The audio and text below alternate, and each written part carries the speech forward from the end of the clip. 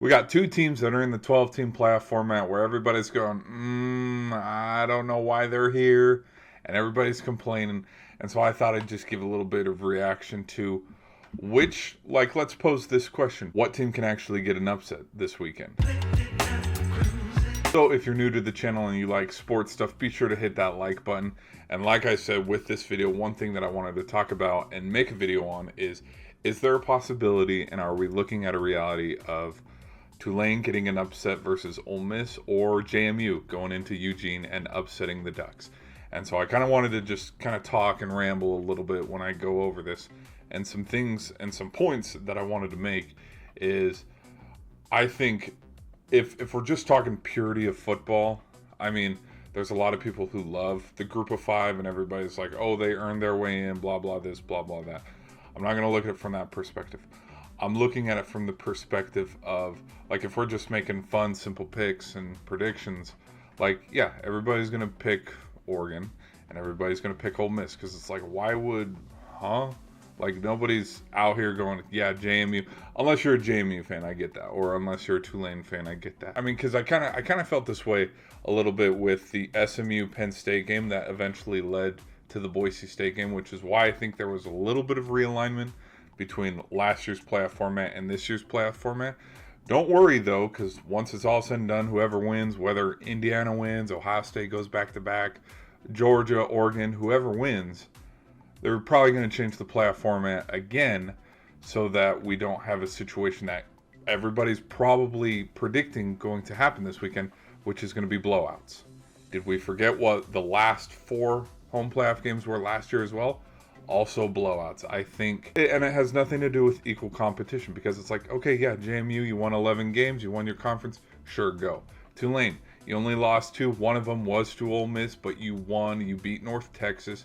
You did the win and you're in, okay? Throw that aside. I think, though, if we're looking at, like, okay, we don't want blowouts here, we want competitive nature, and we want competitive games and games that would have been close. You tell me, do you think if it was BYU going and playing Oregon, do you think that game would have been a little closer? Or, in turn, because everybody's talking about Notre Dame, what if instead of, Tulane gets, like, this weird group of 5, and it's like, let's go make a separate group of 5 bracket where teams from the Mountain West can go, or something. We'll do our own little bracket. What if instead of Tulane, it's Notre Dame? Notre Dame's playing Ole Miss, and then BYU's not punished for losing a conference championship game, and then they go play Oregon. How much more competitive would those games be? Could, like, the notion of, all the memes that we've seen of Notre Dame of, like, we're too scared to play BYU, opt out like a champ today. Could Notre Dame silence the haters of that and, okay, you don't want us in the playoff? Well, metaphorically, because again, another hypothetical win. Because I've seen the hypothetical win for SEC memes too. But when you just want to look at which games look a little bit more entertaining, would a Notre Dame versus Ole Miss first round playoff game be a little bit more entertaining than Ole Miss Tulane? Or in turn, yeah, what if the Cougars go play the Ducks? Because they haven't played each other in a while. I don't think they've played each other since the Pac-12 days. And when I say Pac-12 days, relax. This was like 2 years ago, okay? Let's not overreact too much. All this to say, in turn, like, it's interesting to me where we're in a unique situation where we have seen college playoff blowouts before, and it has happened before in the past. And so I'm coming out here, and I'm going to just take a shot in the dark, and go, you know what we need this weekend with the playoffs, and, to avoid realignment or avoid, just kind of like people going, oh my gosh, look at this BS. They gave Ole Miss an easy walk in the park. They gave Oregon an easy path to get to the national championship or anything like that. I think what might happen this weekend is teams like Texas A&M will lose, or teams, someone, whether it's Oregon or Ole Miss, someone's going to lose. And so my prediction, when I'm predicting, okay, let's look at the 2 teams, and I'm rambling a lot, and so I'm sorry about that. But the team that I think honestly could get an upset, Tulane. I really do. And the reason why I'm leaning towards Tulane, I've seen, and I made a video and kind of did a stream prediction on it where you hear the get back, where it's like, okay, Georgia and Bama played earlier in the season. Bama won the first time, but then Georgia got their get back. And then I was kind of leaning that way towards for BYU, where it's like, okay, this is where they get their get back. No, Texas Tech's defense shut down the Cougars' offense. and they just rolled them that game. But then you look at some of the other conference games that happened. The biggest one, Duke played Virginia earlier in the year, and they played like garbage. But then they came out, and who ended up winning the ACC? The Blue Devils.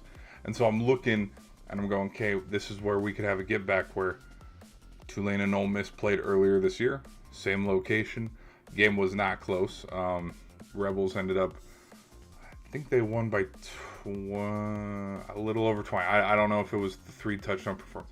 Anyways, all this to being said, I think the reason why I would give Tulane a little bit more of a chance than JMU is because Tulane has played teams a little closer than how JMU has played their teams. JMU's blown out everybody damn near that they have played, and I think when you have already played a team before, it's hard to beat them again. I know there's that psychological thing where, you know, we see this in the NFL playoffs where, okay, teams probably can't beat the same team 3 times in a row. So if they play them twice in the division and they end up running into them again in the playoffs.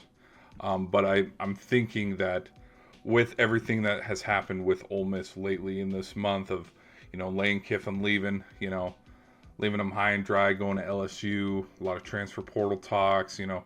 Of course, their QB Trinidad being on the, hey, will he hop in the portal? And it's like, no, not right now. Like, he's about to go, you know, play one of the biggest games of his collegiate career. I think with the outside distraction, it's either going to happen one of 2 ways.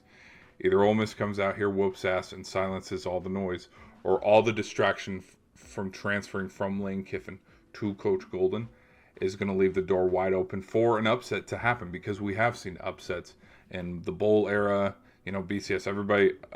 Of course, everybody brings up Boise State against Oklahoma, but like Tulane against USC, we rewind the clock back a couple of years, that happened under Caleb Williams and Lincoln Riley, but it leaves the door open with all these distractions for Tulane to come in and sneak out with a win and move on to the next round, which, I mean, we'll see where it goes from there. But I think, if I were to pick which underdog here, you know, is going to get a win or could at least play a little bit closer, I would pick Tulane. Be sure to let me know your guys' thoughts in the comments. Did the committee make the right choice by putting these 2 teams in and allowing an automatic bid of Group of 5? Or do you think there will be a little bit of a switch up going into next season where guarantees aren't made, where we could have a situation where, you know, BYU this time gets in, or Notre Dame or Texas gets in? Be sure to let me know your thoughts. Or, hell, even Vanderbilt. Be sure to let me know your thoughts in the comments.